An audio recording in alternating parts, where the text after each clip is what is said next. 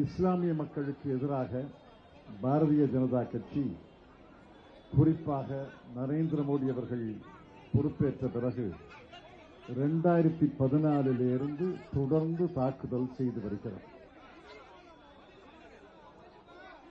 பாபரி மசூதியை இடித்தது 1992.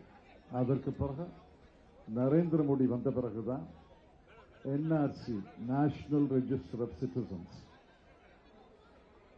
அப்புறம் குடியுரிமை சட்ட திருத்தச் சட்டம், இதையெல்லாம் கொண்டு வந்தார்கள்.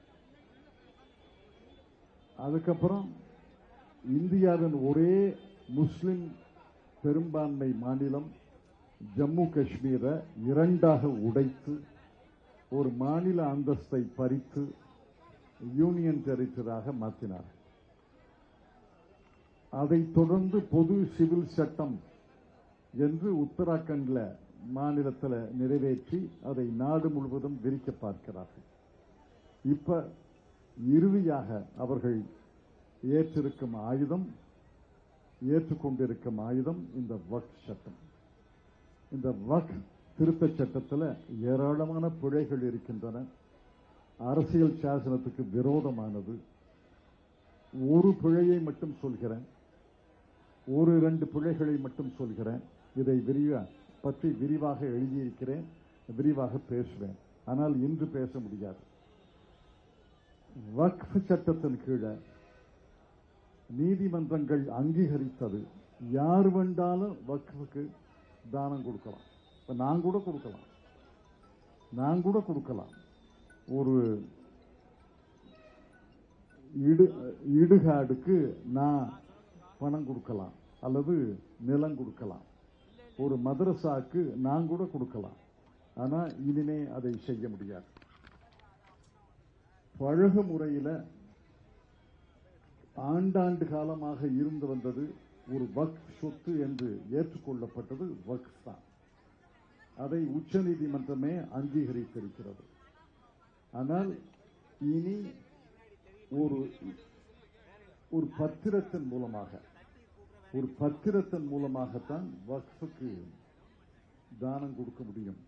அந்த பத்திரமும் யார் எழுதணும்? இஸ்லாமிய மதத்தை 5 ஆண்டுகளாக நான் பின்பற்றுகிறேன் என்று நிரூபிக்கத்தான் பத்திரம் எழுத முடியும். இஸ்லாமிய குடும்பத்தில் பிறந்தவர்கள் எல்லாருமே இஸ்லாமியர்கள் தான். இந்து குடும்பத்தில் பிறந்தவர்கள் எல்லாருமே இந்துக்கள் தான். கிறிஸ்துவ குடும்பத்தில் பிறந்தவர்கள் எல்லாருமே கிறிஸ்துவர்கள் தான். ஆனா வக்ஃபுக்கு மட்டும் இப்ப இந்து யார் வேணாலும் கோயிலுக்கு எழுதி வைக்கலாம். நான் இந்து மதத்தை பின்பற்றுகிறேன் 5 ஆண்டுகளாக என்று நிரூபிக்க வேண்டிய அவசியம் இல்லை. ஆனா இஸ்லாமியர்களுக்கு மட்டும் நான் இஸ்லாமியர், 5 ஆண்டுகளாக இஸ்லாமிய மதத்தை தொடர்ந்து பின்பற்றி வருகிறேன் என்று நிரூபித்தால்தான் பத்திரம் எழுத முடியும். எதற்காக இந்துக்களுக்கு இல்லாத விதி, கிறிஸ்துவர்களுக்கு இல்லாத விதி இஸ்லாமியர்களுக்கு மட்டும் வருகிறது?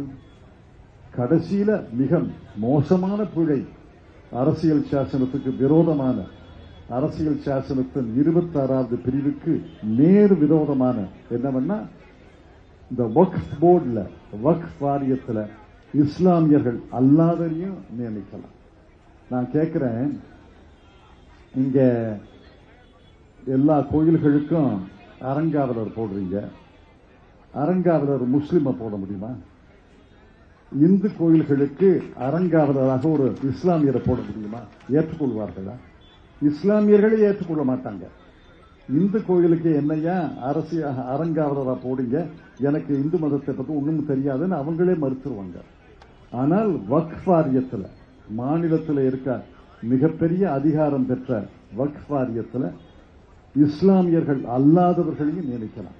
இப்ப ஆந்திரா முதலமைச்சர் சந்திரபாபு நாயுடு போன வாரம் சொன்னார், திருப்பதி திருமலை தேவஸ்தானத்தில் இந்துக்களை தான் நியமிக்கிறீங்க, ஆனால் பணியாளர்கள் அந்த தேவஸ்தானத்தின் கீழே திருமலையில திருப்பதியில ஆயிரக்கணக்கான பணியாளர்கள் இருக்காங்க.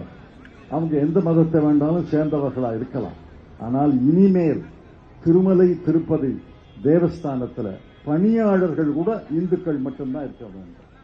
பணியாளர்கள் இந்துக்களாக மட்டும்தான் இருக்க வேண்டும் என்று இந்த தேசிய ஜனநாயக கூட்டணியில அங்கம் வகிக்கிற முதலமைச்சர் சந்திரபாபு நாயுடு சொல்கிறார் என்றால் நான் கேட்கிறேன், வக்ஃப் வாரியத்தில் இஸ்லாமியர்கள் அல்லாத ஒருவரை எப்படி நியமிக்கலாம்?